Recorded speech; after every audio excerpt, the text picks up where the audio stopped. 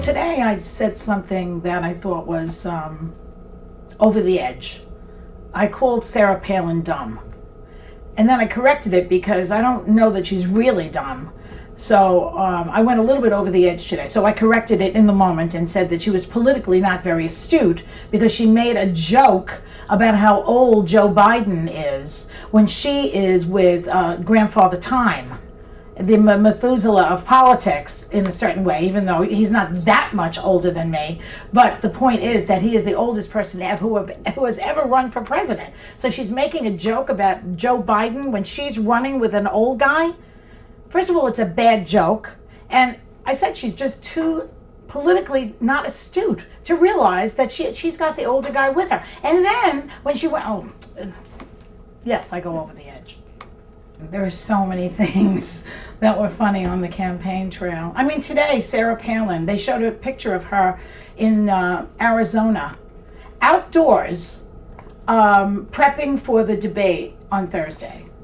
She's outside in Arizona. I guess they picked that spot because you could see Mexico from Arizona. I mean, come on, you can't write it. Even what's her name? Tina Fey didn't even write that material last time she was on Saturday Night Live. All she did was say the exact script thing that Sarah Palin said, and it was funny. It's like George Bush. Sometimes in my act, on stand-up act, if I'm in the mood, I'll bring out my Bushisms, the things that he has said.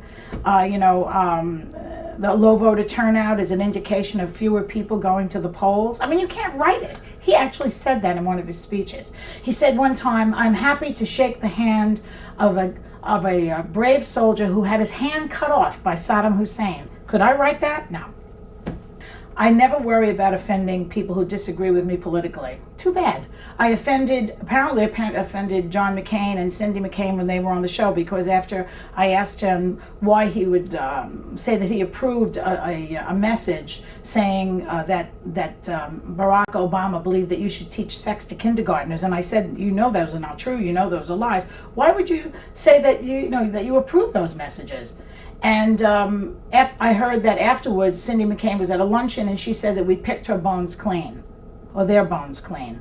Now, come on. You're running for the President of the United States, okay? If you can't stand up to Joy Behar, how are you going to stand up to Ahmadinejad or Vladimir Putin? So, no, I do not, no.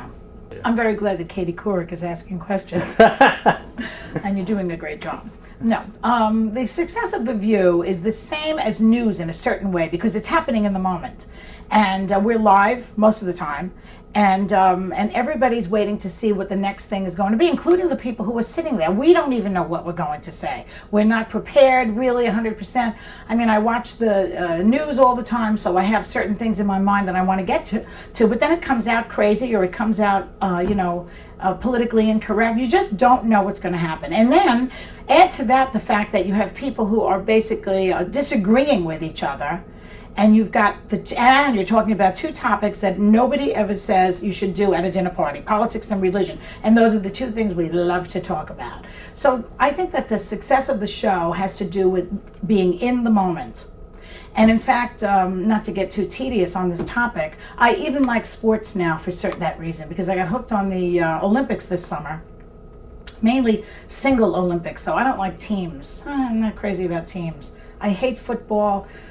Penetration in the end zone is the most exciting part of football as far as I'm concerned.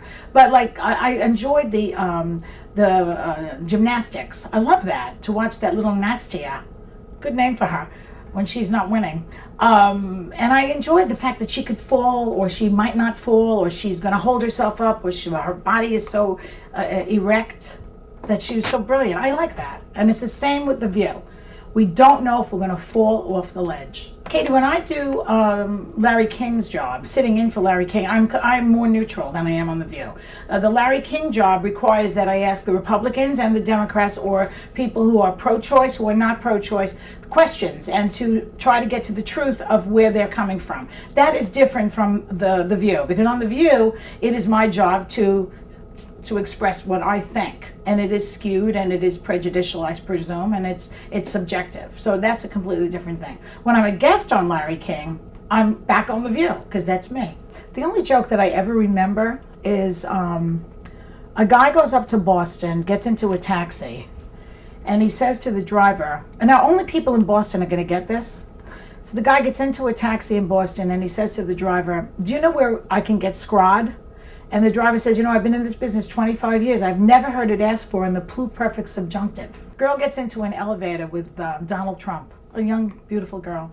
And she says to him, I'm going to give you a blowjob all the way up to the 25th floor. And Donald Trump says to her, yeah, but what's in it for me? Thanks for watching the You Interview channel. With over 3,000 original celebrity videos, we have one of the largest collections of celebrity interviews anywhere. So remember to like and comment on our videos and subscribe to the channel. If you want to get more involved, you can become a member of the channel. Membership has its perks. You can see exclusive celebrity videos and get the opportunity to ask our celebrity guests questions. We can't wait to hear from you.